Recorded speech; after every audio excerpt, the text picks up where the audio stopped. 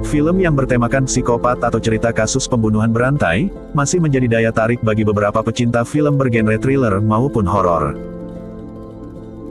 Film-film tersebut seolah dapat memacu adrenalin dan membawa penontonnya untuk belajar mengenai pola pikir pembunuh berantai yang sangat rumit.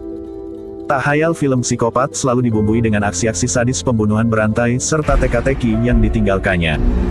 Alur cerita dari film yang bergenre thriller, tak sedikit yang diambil dari kisah nyata. Berikut adalah film thriller psikopat yang diangkat dari kasus-kasus pembunuhan berantai yang pernah terjadi di Korea Selatan.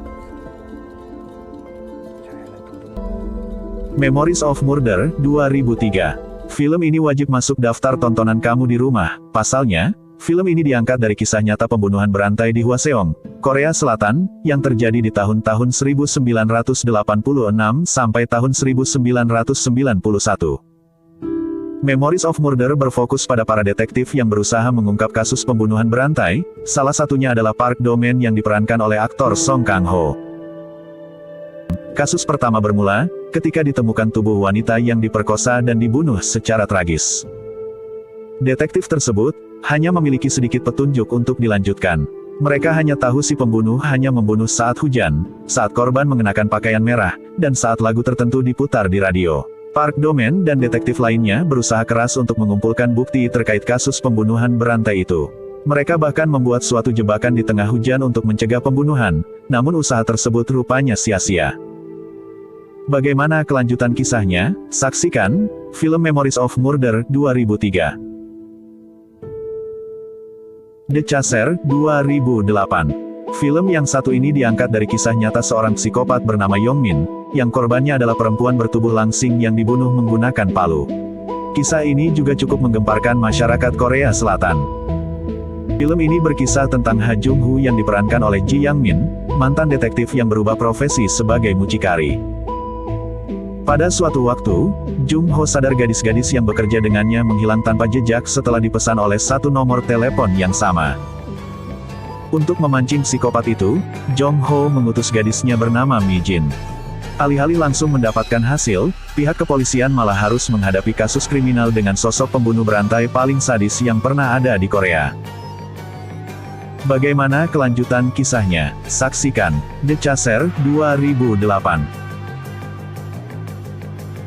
Voice of a Murderer, 2007. Film ini diangkat dari kisah nyata penculikan dan pembunuhan seorang anak bernama Lee Hyung Ho yang berusia 9 tahun di Seoul, Korea Selatan, pada tahun 1991. Film ini bercerita mengenai seorang pembawa berita bernama Han Kyung-bae dan istrinya Oh Ji-sun yang kehilangan putra mereka. Sang penculik meminta uang tebusan 70.000 Korea won dan karfon kepada Han Kyung-bae jika ingin anaknya kembali pulang ke pangkuan mereka. Namun, Han Kyung-bae harus memenuhi syarat si penculik yang juga seorang pembunuh itu, salah satunya adalah tidak melapor ke polisi. Tak kuat dengan tekanan dari sang penculik, Han Kyung-bae akhirnya melapor ke polisi dan dilakukanlah penyelidikan. Namun, buntut pelaporan itu sampai ke telinga penculik dan malah berujung pada hal yang lebih mengerikan. Sang penculik meneror orang tua korban selama 46 kali tanpa henti dan disuruh datang ke lokasi-lokasi tertentu namun tidak ada hasil. Setelah 44 hari pasca pencarian Lee Hyung Ho sudah ditemukan tewas di daerah Jamsil, Korea Selatan. Kasus ini sangat tragis dengan kronologi cerita yang memilukan dan masuk ke dalam 3 kasus besar Korea yang belum terpecahkan. Children, 2011. Film terakhir ada Children atau yang dikenal dengan kasus kelima anak kodok.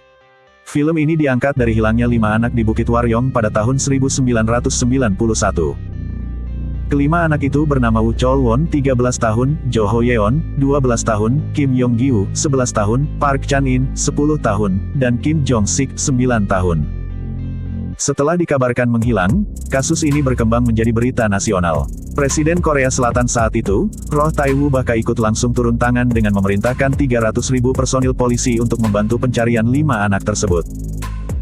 Cerita berlanjut pada tahun 2002, seorang pria yang sedang mencari akon atau buah pohon ek menemukan banyak tengkorak di area gunung yang telah beberapa kali diperiksa oleh para petugas. Awalnya polisi menyimpulkan anak-anak itu tewas akibat hipotermia, tetapi orang tua dari para anak tersebut tidak menerima kesimpulan itu dan menuntut adanya pemeriksaan menyeluruh.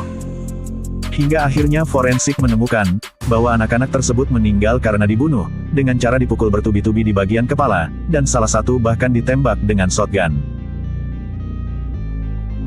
Demikian, rekomendasi film psikopat yang diambil dari kisah nyata pembunuhan di Korea Selatan. Sampai jumpa, saksikan video selanjutnya.